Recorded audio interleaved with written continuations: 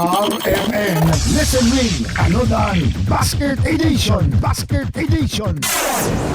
Live ta karon makakasama diri sa May Calderon Bunawan ni area ni nga ang siyudad sa Davao o siyempre mang sorpresa na punta og atong mga sukintig paminaw dinhi para sa tuang panudan sa nagpadayon nato nga RMN Listen Win Panudan Basket Edition mga kasama. Kumusta? Mayroong gyapon. Marang gyapon. Unsay pangalan na to? Rosinda Silio. Pila na kakatuig panubay sa DXDC na? Hugay na kay sir.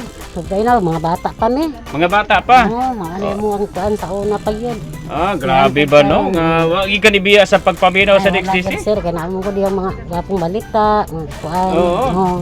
Kandrama nga soliran, ganahan jud kuan na. Oh, unsang oras man daw nang mabati ning kini akong suliran be? Alaon na sir, hantod laon na medyo. Alauna hangtod adlaw na media mga kasama. Sakto na sa imong tanaw. So, siguro sir. Nagalangalig tubag sila.